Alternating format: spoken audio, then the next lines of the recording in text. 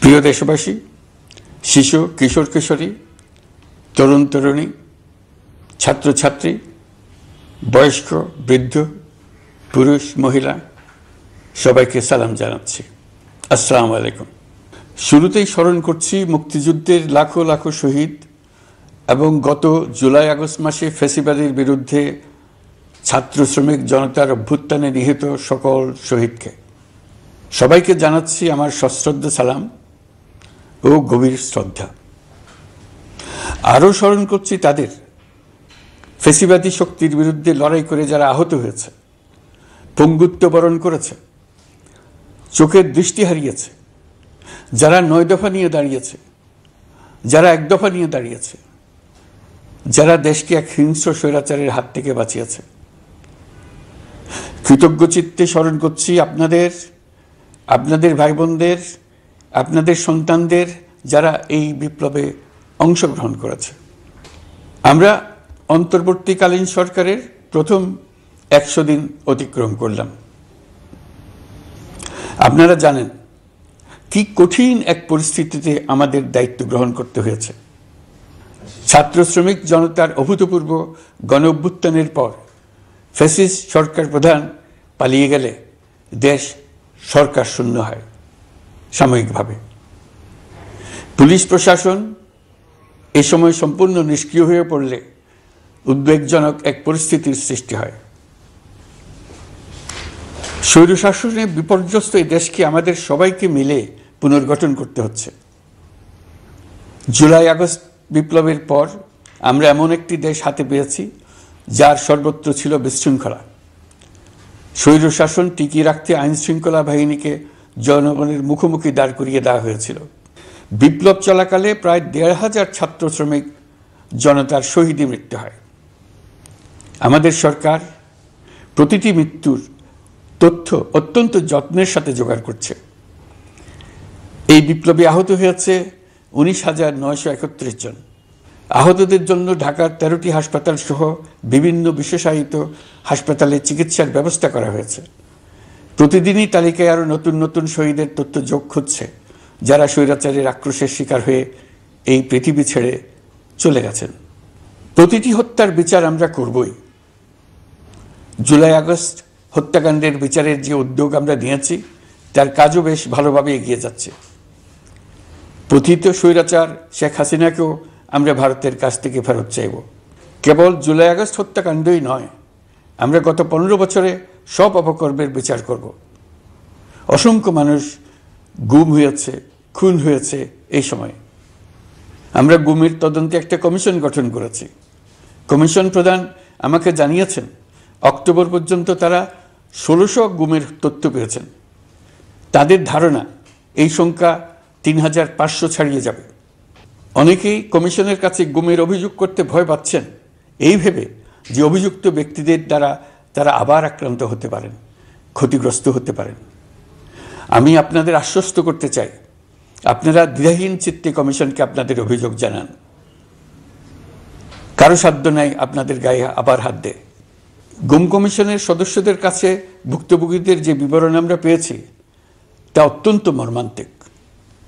জুলাই আগস্টের বিপ্লবের পর ছাত্রছাত্রীরা শহর বন্দরের দেয়ালে দেয়ালে তাদের মনের কথা লিখেছে। তাদেরও আগে যারা গুমের শিকার হয়েছে প্রতিটি গোপন আস্তানার দেয়ালে দেয়ালে তারা লিখে গেছেন তাদের কষ্টের মর্মস্পর্শী বিবরণ। তাদের এইসব কষ্টের কথা শুনে আমাদের হৃদয় কেঁপে উঠেছে। এসবের সঙ্গে জড়িতদের আমরা বিচারের কাঠগড়ায় দাঁড় করাবই। অভিযুক্ত যত শক্তিশালী হোক, যে বাহিনীরই হোক, তাকে ছাড় দেওয়ার কোনো সুযোগ নেই। কেবল দেশে নয়, গুম, খুন ও জুলাই আগস্ট গণহত্যার সাথে জড়িতদের আমরা আন্তর্জাতিক আদালতেও বিচারের উদ্যোগ নিয়েছি। ইন্টারন্যাশনাল ক্রিমিনাল কোর্টের প্রধান কৌঁসুলি করিম খানের সঙ্গে আমার এই ব্যাপারে ইতিমধ্যে কথা হয়েছে। আইন শৃঙ্খলা রক্ষাকারী বাহিনীগুলোর কোনো সদস্য কিংবা অন্য কেউ যাতে হত্যা, গুম সহ এই ধরনের কোনো অপরাধে জড়িয়ে পড়তে না পারে, এই জন্য আমরা গুম বিরোধী আন্তর্জাতিক সনদে স্বাক্ষর করেছি। আপনারা দেখেছেন জাতিসংঘের আন্তর্জাতিক মানবাধিকার বিষয়ক হাই কমিশনার ফলকার তুর্ক সম্প্রতি বাংলাদেশ সফর করেছেন। জাতিসংঘ জুলাই আগস্ট হত্যাকাণ্ডের তদন্তে আমাদের সহযোগিতার হাত বাড়িয়ে দিয়েছেন। ডিসেম্বর প্রথম সপ্তাহে তারা আমাদেরকে তাদের রিপোর্ট হস্তান্তর করার প্রতিশ্রুতি দিয়েছে। অতীতের গুমের ঘটনাগুলো তদন্ত কাজেও আমরা নিয়মিত তাদের সঙ্গে যোগাযোগ রক্ষা করে চলেছি। মানবাধিকার রক্ষায় সহযোগিতা করতে ঢাকায় তারা তাদের জনবল বাড়ানোর প্রস্তাব দিয়েছে। আমরা এই প্রস্তাব গ্রহণ করেছি। প্রিয় দেশবাসী, আমি আগেও জানিয়েছি, আবারও জানাচ্ছি, গণ অভ্যুত্থানে সকল শহীদদের পরিবারকে পুনর্বাসন করা হবে, একজনও বাদ যাবে না। সকল আহত শিক্ষার্থী, শ্রমিক, জনতার চিকিৎসার সম্পূর্ণ ব্যয় সরকার বহন করবে। আহতদের দীর্ঘমেয়াদী এবং ব্যয়বহুল চিকিৎসা এবং শহীদদের পরিবারের দেখাশোনার জন্য স্বাস্থ্য মন্ত্রণালয়ের নেতৃত্বে একটি পূর্ণাঙ্গ তালিকা প্রস্তুত করা হয়েছে। প্রতিটি শহীদ পরিবারকে সরকারের পক্ষ থেকে 30 লক্ষ টাকা দেওয়া হচ্ছে। যারা বুলেটের আঘাতে তাদের দৃষ্টিশক্তি হারিয়েছেন তাদের চিকিৎসার জন্য নেপাল থেকে কর্নিয়া আনার ব্যবস্থা করা হয়েছে এবং যাদের প্রয়োজন তাদেরকে সরকারের পক্ষ থেকে বিদেশে চিকিৎসার জন্য পাঠানো হচ্ছে। জুলাই অভ্যুত্থানের কোনো শহীদ এবং আহত ছাত্র, শ্রমিক, চিকিৎসা সেবা এবং পুনর্বাসন পরিকল্পনা থেকে বাদ যাবে না। এটি অন্তর্বর্তীকালীন সরকারের অঙ্গীকার। এই গণ অভ্যুত্থানের শহীদের স্মৃতি ধরে রাখতে গঠিত জুলাই শহীদ স্মৃতি ফাউন্ডেশন বেশ পাকাপোক্তভাবে তাদের কাজ শুরু করেছে। এই ফাউন্ডেশনকে সরকার 100 কোটি টাকা অনুদান দিয়েছে। এছাড়াও জুলাই আগস্ট বিপ্লবে শহীদ পরিবারের পুনর্বাসন ও আহতদের সর্বোত্তম চিকিৎসা নিশ্চিত করার জন্য সমাজ কল্যাণ মন্ত্রণালয়ের পক্ষ থেকে $5 মিলিয়ন একটি বরাদ্দ প্রস্তাব অর্থনৈতিক সম্পর্ক বিভাগের মাধ্যমে বিশ্ব ব্যাংকে পাঠানো হয়েছে। পতিত স্বৈরাচার পুলিশকে দলীয় কর্মীর মতো ব্যবহার করেছে। বাধ্য হয়ে তাদের অনেকেই গণহত্যায় অংশ নিয়েছেন। খুবই স্বাভাবিক প্রতিক্রিয়া হিসেবে তারা জনরোষের শিকার হয়েছেন। এতে তাদের মনোবল অনেক কমে যায়। আমরা পুলিশের মনোবল ফিরিয়ে এনে তাদের আবার আইন শৃঙ্খলা রক্ষায় কাজে লাগানোর চেষ্টা করছি। এক্ষেত্রে অনেক দৃশ্যমান উন্নতিও হয়েছে। আইন শৃঙ্খলা রক্ষায় বাংলাদেশ সেনাবাহিনীকেও কিছু নির্বাহী ক্ষমতা দেওয়া হয়েছে, যা পরিস্থিতির দৃশ্যমান উন্নতিতে সহায়তা করেছে। আমি আপনাদের সবাইকে ধন্যবাদ জানাই। কঠিন এই সময়ে আপনারা সবাই অপরিসীম ধৈর্যের পরিচয় দিয়েছেন। ধন্যবাদ জানাই দেশের রাজনৈতিক দলের নেতৃবৃন্দকে। তারা তাদের কর্মীদের শান্ত থাকার আহ্বান জানিয়েছেন। প্রতিশোধ স্পৃহায় লিপ্ত হয়ে কেউ যাতে হানাহানিতে জড়িয়ে না পড়ে সেই আহ্বান জানিয়েছেন। আপনাদের সবাই এই আহ্বানে সাড়া দিয়েছেন। ফেসিবাদী শক্তি ভয় দেখিয়েছিল তারা ক্ষমতা ছাড়লে দেশে লাখ লাখ লোক মারা পড়বে।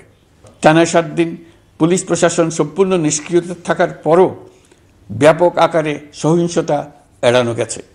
আমরা যখন দায়িত্ব গ্রহণ করি, বাংলাদেশ তখন সম্পূর্ণ অরক্ষিত একটা দেশ।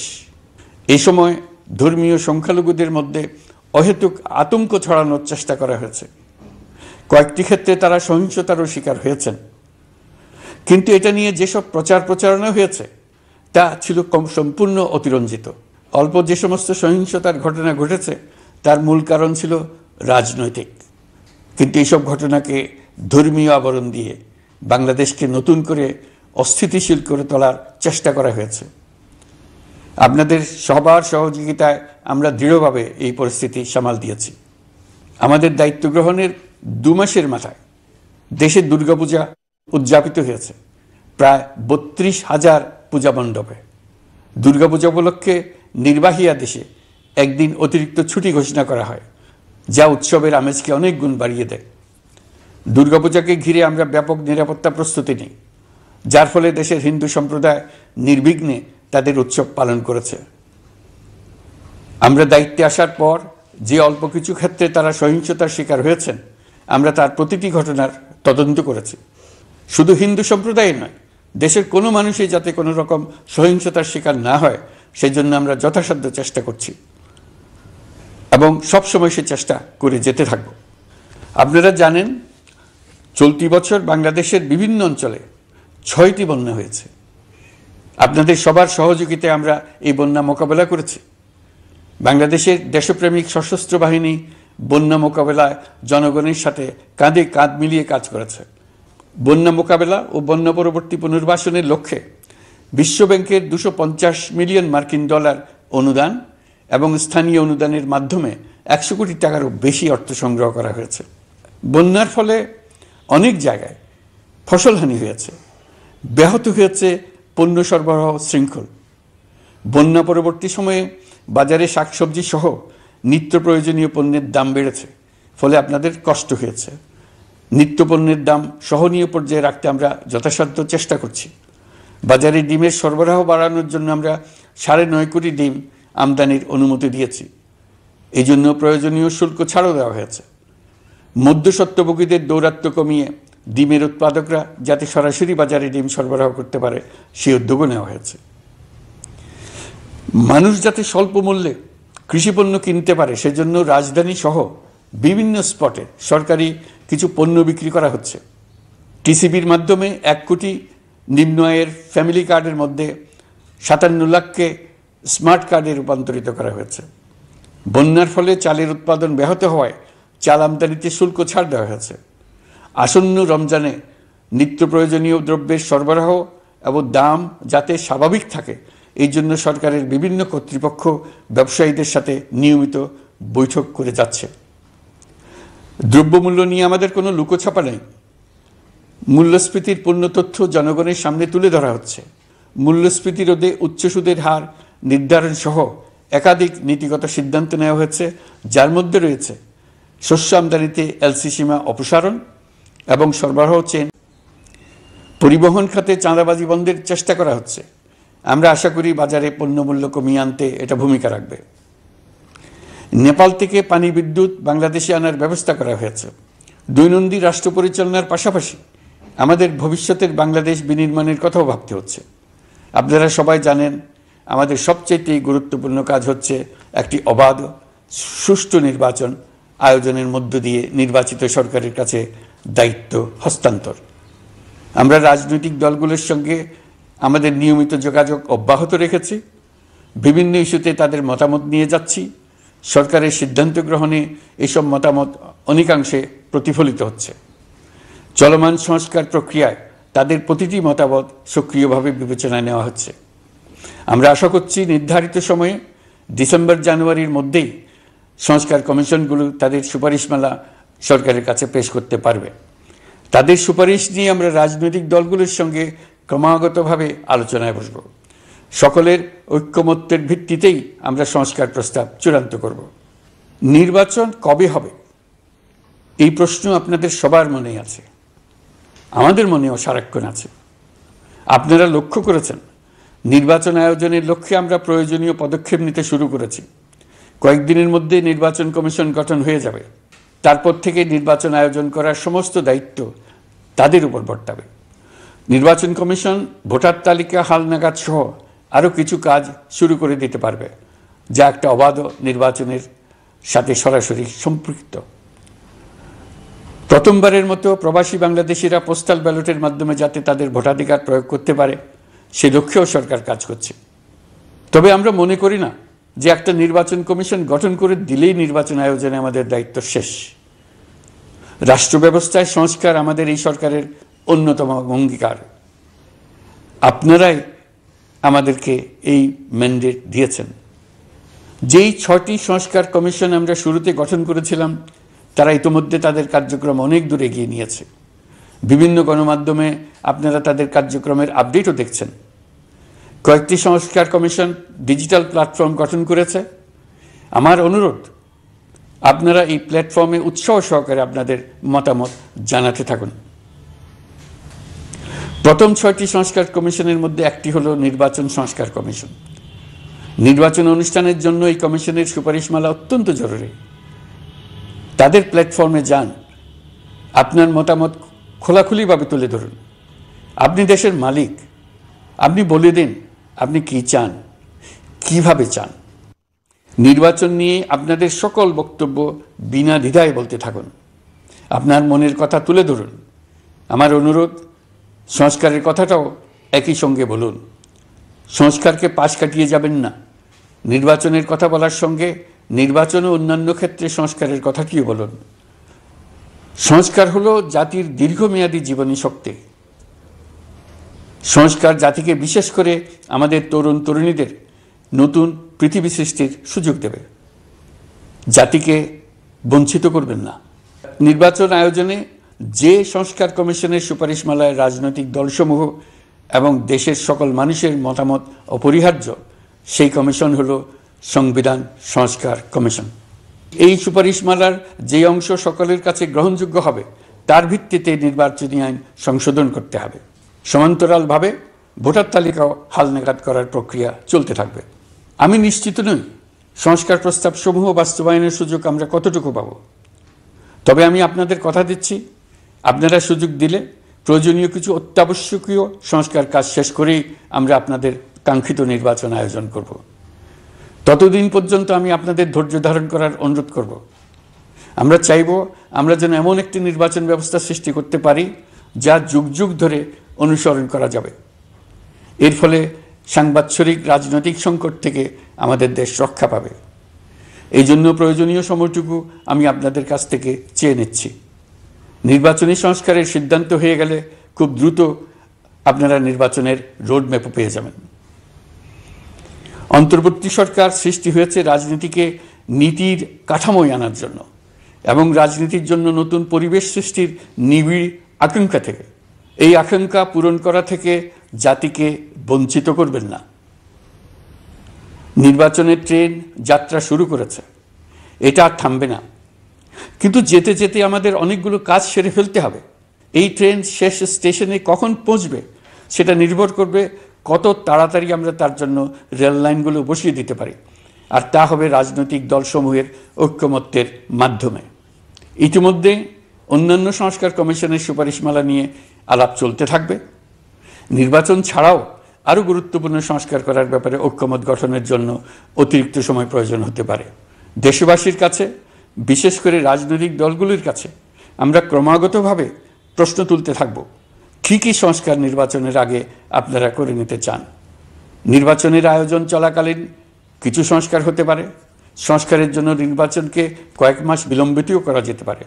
আমরা দুদিন পরে চলে যাব, কিন্তু আমাদের মাধ্যমে জাতির জন্য যে ঐতিহাসিক সুযোগ সৃষ্টি হলো, সেই সুযোগটা যেন কোনো রকমই হাতছাড়া করে না দিই, এটার ব্যাপারে দৃঢ় থাকার জন্য আমি দলমত, নারী পুরুষ, ধর্ম, তরুণ, বৃদ্ধ, ছাত্র, ব্যবসায়ী, শ্রমিক, কৃষক নির্বিশেষে সবার কাছে আহ্বান জানাচ্ছি। আশা করি আপনারা আমার এই আবেদন গ্রহণ করবেন। দেশে সংগঠিত অন্যান্য অপরাধের বিচার প্রক্রিয়া ত্বরান্বিত করার জন্য দেশের বিভিন্ন জেলায় সহস্রাধিক প্রসিকিউটর নিয়োগ দেওয়া হয়েছে। হাইকোর্টে ইতিমধ্যে নিয়োগ দেওয়া হয়েছে 23 জন নতুন বিচারক। বিচার বিভাগকে ঘুষ ও দুর্নীতিমুক্ত করার জন্য সম্ভব সব ধরনের চেষ্টাই করা হচ্ছে। বিচারপতিদের নিয়মতান্ত্রিক উপায়ে শাস্তিমূলক ব্যবস্থা গ্রহণের জন্য সুপ্রিম জুডিশিয়াল কাউন্সিল পুনর্বহাল করা হয়েছে। শুধু বিচার বিভাগই নয়, সর্বগ্রাসী দুর্নীতির হাত থেকে দেশের সব খাতকেই রক্ষা করতে আমরা সচেষ্ট হয়েছি। দুর্নীতি দমন কমিশন পুনর্গঠনের কাজ প্রায় শেষ পর্যায়ে। দুর্নীতি ও অর্থ পাচারে অভিযুক্ত প্রভাবশালী 150 ব্যক্তির তালিকা তৈরি এবং 79 জনের বিরুদ্ধে অনুসন্ধান শুরু হয়েছে। 15% হারে আয়কর পরিশোধ করে অপ্রদর্শিত পরিসম্পদ অর্থাৎ কালো টাকা সাদা করার বিধান বাতিল করা হয়েছে। সরকারি কার্যক্রমকে গতিশীল করতে বিভিন্ন পর্যায়ের 19,084 জন কর্মকর্তা কর্মচারীকে পদোন্নতি, 13,429 জনকে বদলি এবং 12,636 জনের বিরুদ্ধে শাস্তিমূলক ব্যবস্থা গ্রহণ করা হয়েছে। সাংবিধানিক প্রতিষ্ঠান পাবলিক সার্ভিস কমিশন পুনর্গঠন করা হয়েছে। কুখ্যাত সাইবার সিকিউরিটি আইন বাতিলের নীতিগত সিদ্ধান্ত হয়েছে। এই আইনের অধীনে হওয়া যেসব মামলা মানুষের মত প্রকাশের অধিকারের সাথে সম্পর্কিত সেগুলো প্রত্যাহার করা হয়েছে। এছাড়াও 133টি আইন বিধিবিধান তৈরি ও সংশোধন করা হয়েছে। 353টি গুরুত্বপূর্ণ নীতি নির্ধারণী সিদ্ধান্ত গ্রহণ করা হয়েছে। ছাত্রছাত্রীদের দাবি মেনে ইতিমধ্যে সরকারি চাকরির বয়সসীমা 32-এ উন্নীত করা হয়েছে। আমরা জানি আমাদের কাছে আপনাদের আরও অনেক দাবি দেওয়া আছে। দীর্ঘদিনের অপশাসন, অত্যাচার, অনাচারের ফলে আপনাদের মনে অনেক ক্ষোভ পঞ্জীভূত হয়েছে। দেশে বাক স্বাধীনতা না থাকায় আমরা কেউ আমাদের মতামত, দাবি দাওয়া প্রকাশ করতে পারিনি। আমরা আপনাদের প্রতিটি দাবির প্রতি সহানুভূতিশীল। আমরা ধৈর্য সহকারে আপনাদের কথা শুনতে চাই, কিন্তু সেজন্য আপনারা সড়ক অবরোধ করে জনদুর্ভোগ সৃষ্টি করলে আমাদের সকলেরই অসুবিধা হয়। আমাদের একান্ত অনুরোধ, আপনারা নির্দিষ্ট চ্যানেল মেনটেন করে আপনাদের দাবি দেওয়া পেশ করবেন। আমাদের বৃহৎ রপ্তানি পণ্য গার্মেন্টস শিল্পে গত কিছুদিন ব্যাপক অস্থিরতা বিরাজ করছে। ফ্যাসিস্ট সরকারের সুবিধাভোগী বেশ কিছু গার্মেন্টস মালিক পালিয়ে যাওয়ায় শ্রমিকদের বেতন ভাতা নিয়ে অনিশ্চয়তা তৈরি হয়েছে।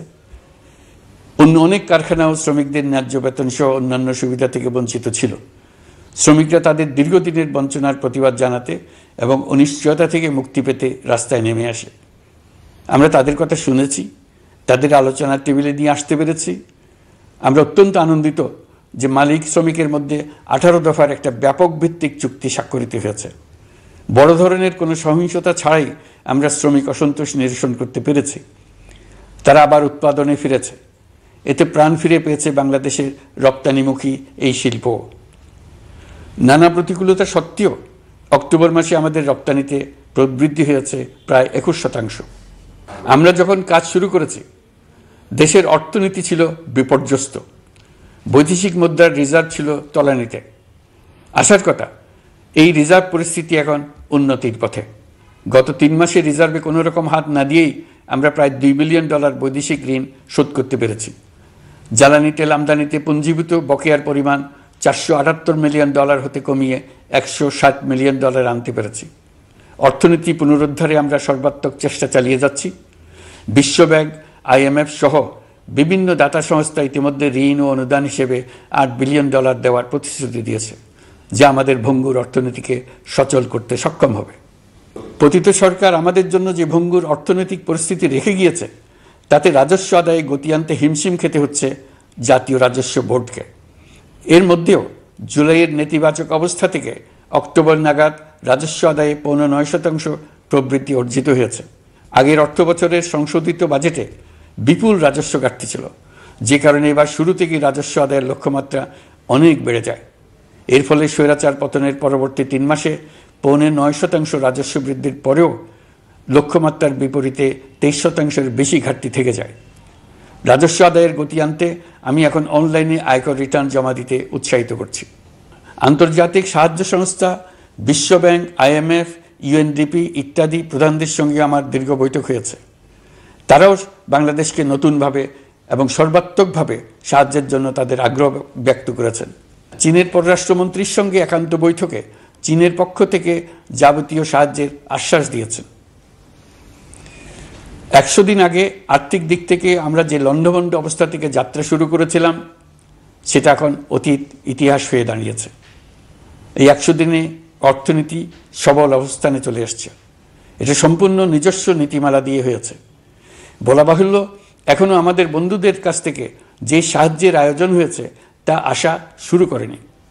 বন্ধু রাষ্ট্রগুলো শুধু যে আমাদের বড় বড় অঙ্কের সাহায্য দিয়ে আসছে তাই নয়, তারা এই সাহায্য দ্রুততম সময়ে আসা শুরু করবে এই প্রতিশ্রুতিও আমাকে দিয়েছেন। এই সাহায্য আসা শুরু করলে আমাদের অর্থনীতি অত্যন্ত মজবুত এবং আকর্ষণীয় অর্থনীতিতে পরিণত হবে।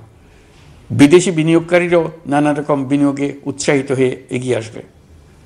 বিনিয়োগকারীদের সঙ্গে এখন থেকে আমরা আলোচনা শুরু করে দিয়েছি। বিশ্বের রাষ্ট্রপুঞ্জের মজলিসে আমরা এখন সম্মানিত এবং প্রশংসিত দেশের অবস্থানে পৌঁছতে পেরেছি। এর কারণে পরাজিত শক্তি নানা কৌশল করেও তাদের দিকে দৃষ্টি আকর্ষণ করতে পারছে না।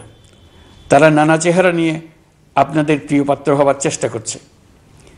পরাজিত শক্তির ষড়যন্ত্র থেকে নিজেকে মুক্ত রাখুন, দেশকে মুক্ত রাখুন। এই ব্যাপারে অনড় থাকুন। এমন কিছু করবেন না যা তাদেরকে উৎসাহিত করতে সাহায্য করে। তাদেরকে সকল দিক থেকে নিরাশ করুন। সেটা নিশ্চিত করতে পারলে আমাদের আর কোনো বিষয়ে সংশয় করার প্রয়োজন নেই। সরকারের পক্ষ থেকে আমি নিশ্চয়তা দিচ্ছি, সকল প্রকার সীমাবদ্ধতা সত্ত্বেও আমরা আপনাদেরকে একটা মজবুত অর্থনীতি দিয়ে যাব। ভবিষ্যতে চলার পথকে সহজগম্য করে যাব। নাগরিক অধিকারসমূহ নিশ্চিত করে যাব।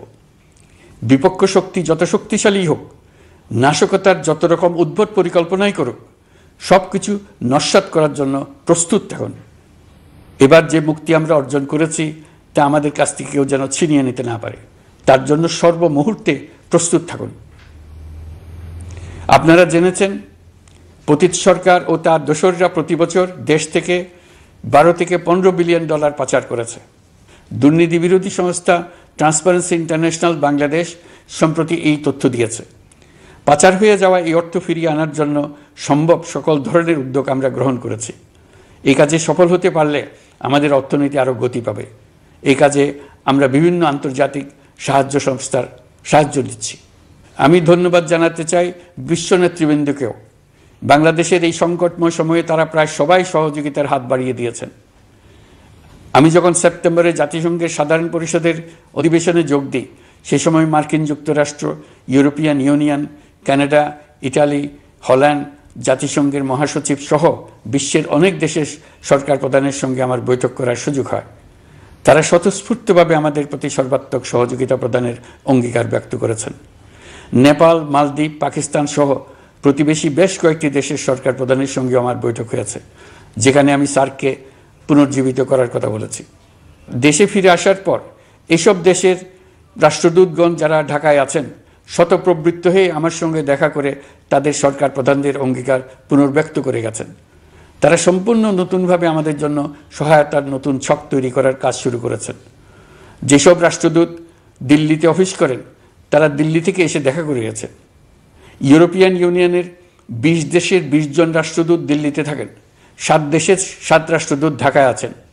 দিল্লি থেকে একসঙ্গে 20 জন রাষ্ট্রদূত সহ মোট 27 রাষ্ট্রদূত সমবেতভাবে আমার সঙ্গে বৈঠক করার জন্য আগামী কয়েকদিনের মধ্যে ঢাকায় আসছেন। আগে কখনো ইউরোপিয়ান ইউনিয়নের 27 জন রাষ্ট্রদূত একত্র হয়ে সরকারের সঙ্গে আলোচনায় বসেনি। দিল্লি থেকে এই বিশাল সংখ্যক রাষ্ট্রদূত একসঙ্গে বৈঠক করার জন্য কোনোদিন আসেনি। এবার এই কাজটি করার পেছনে আছে ইউরোপিয়ান ইউনিয়নের সমর্থন প্রকাশ করা এবং অর্থনৈতিক ক্ষেত্রে উচ্চ পর্যায়ের সহযোগিতা গড়ে তোলা। ইতিমধ্যে আমার সঙ্গে দেখা করেছেন সৌদি আরব, সংযুক্ত আরব আমিরাত, ব্রাজিল, তুরস্ক, রাশিয়া, ফিনল্যান্ড, সিঙ্গাপুর, লিবিয়া সহ অনেক দেশের রাষ্ট্রদূত। দ্বিপাক্ষিক নানা সহযোগিতা সহ বাণিজ্য বিনিয়োগ বৃদ্ধির আশ্বাস তারা দিয়েছেন। আমরা প্রবাসী বাংলাদেশিদেরও বেসরকারি খাতে বিনিয়োগ করার জন্য আহ্বান জানাচ্ছি। বাংলাদেশের অর্থনৈতিক উন্নয়নে তরুণদের কর্মসংস্থানের মূলে রয়েছে বেসরকারি খাত। আমাদের বিনিয়োগ বোর্ডের নির্বাহী চেয়ারম্যান 2 শতাধিক বেসরকারি প্রতিষ্ঠানের প্রধান নির্বাহী, উদ্যোক্তা ও বিনিয়োগকারীর সঙ্গে পৃথক পৃথকভাবে বৈঠক করেছেন। নীতির ধারাবাহিকতার অভাব, সরকারি বেসরকারি পর্যায়ে মত বিনিময়ের অভাব, সরকারি অফিসের জটিল প্রক্রিয়া এবং সর্বোপরি দুর্নীতি বিদ্যমান বিনিয়োগকারীদের সমস্যায় ফেলেছে। বিনিয়োগকারীদের উদ্বেগ নিরসনে আমরা অনেকগুলো কাজ করেছি। ইতিমধ্যে সত্যিকারের ওয়ান স্টপ সার্ভিস চালু হয়েছে। বিনিয়োগ সংক্রান্ত চ্যালেঞ্জ সমাধানে আন্তঃমন্ত্রণালয় কমিটি গঠন করা হয়েছে। বেসরকারি খাতের উপদেষ্টা কাউন্সিল ও ডিজিটালাইজেশনের মাধ্যমে সরকারি অফিসে না এসে প্রয়োজনীয় কর্মসম্পাদনের পদক্ষেপ নেওয়া হয়েছে। বিনিয়োগ উন্নয়ন সংস্থা আমাদের অগ্রগতির বিষয়ে সবাইকে মাসিক ভিত্তিতে আপডেট করে যাচ্ছে। আমরা প্রবাসীদের কল্যাণে কাজ করছি। আমার অনুরোধে সংযুক্ত আরব আমিরাত সাজাপ্রাপ্ত 57 জন সহ অন্যান্য বাংলাদেশিকে মুক্তি দিয়েছে। এইসব বাংলাদেশি যাবজ্জীবন কারাবাসের ঝুঁকি নিয়ে ফেসিবাদের বিপক্ষে প্রতিবাদ করেছিল। বাংলাদেশিরা এরকম প্রতিবাদ আরও অনেক দেশেই করেছেন। আমরা তাদের প্রতি কৃতজ্ঞ। কয়েকদিন আগে বাকুতে সংযুক্ত আরব আমিরাতের প্রেসিডেন্ট জনাব শেখ মোহাম্মদ বিন জায়েদ আল নাহিয়ানের সঙ্গে আমার কথা হয়েছে। তাকে বাংলাদেশের পক্ষ থেকে ধন্যবাদ জানিয়েছি।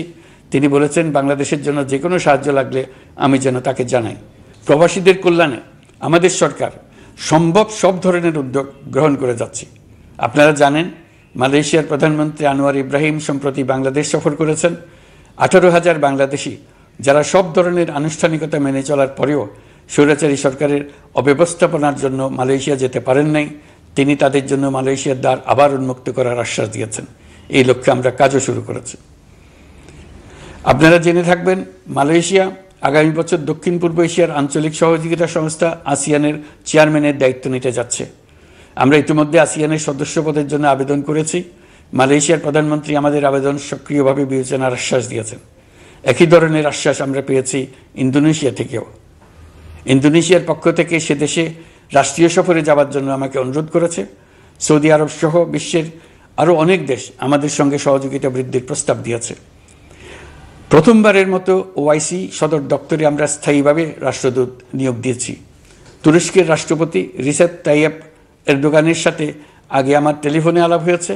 এবার COP29 সম্মেলনে গিয়ে তিনিও তার স্ত্রীর সঙ্গে অত্যন্ত অন্তরঙ্গ পরিবেশে আলোচনা হয়েছে। বাংলাদেশের প্রতি তার বিশেষ সমর্থনের কথা তিনি বারবার প্রকাশ করেছেন। তুরস্কের একটি বাণিজ্য প্রতিনিধি দল ইতিমধ্যে বাংলাদেশ সফর করেছে। তুরস্ক এদেশের সঙ্গে অর্থনৈতিক সম্পর্ক উন্নয়নের জন্য টার্কিশ ইনভেস্টমেন্ট অথরিটি বা তিকা একটি অফিস ঢাকায় স্থাপনের জন্য ঘোষণা দিয়েছে। এর মাধ্যমে তুরস্কের বিনিয়োগ ও বাণিজ্য বৃদ্ধির উদ্যোগ নেওয়া হবে। এ উদ্দেশ্যে চলতি মাসে একটি উচ্চ ক্ষমতা সম্পন্ন দল তুরস্ক থেকে বাংলাদেশে আসছেন। প্রিয় দেশবাসী, নতুন হজ প্যাকেজ ঘোষণা করা হয়েছে। তাতে হজের ব্যয় 1 লাখ টাকারও বেশি কমিয়ে আনা হয়েছে। পাশাপাশি আমরা এই সিদ্ধান্ত গ্রহণ করেছি, এই বছর সরকারি খরচে কাউকে হজে পাঠানো হবে না। আমরা নতুন বাংলাদেশকে একটা পরিবেশ বান্ধব এবং জীব বৈচিত্র্যময় দেশ হিসেবে গড়ে তোলার উদ্যোগ নিয়েছি। এটি তরুণদের আকাঙ্ক্ষা, আমাদের সবারই আকাঙ্ক্ষা। সেই লক্ষ্যে আমি প্রথমেই একটি ক্ষুদ্র পদক্ষেপ নিয়েছি। সমগ্র সচিবালয়ে প্লাস্টিকের পানির বোতল ব্যবহার নিষিদ্ধ করেছি। ইতিমধ্যে সুপার শপগুলোতে পলিথিনের শপিং ব্যাগ ব্যবহার বন্ধ করার উদ্যোগ নেওয়া হয়েছে। গত কয়েক দশকে যে পরিমাণ নদী দূষণ হয়েছে, আমরা তা বন্ধ করার উদ্যোগ নিয়েছি।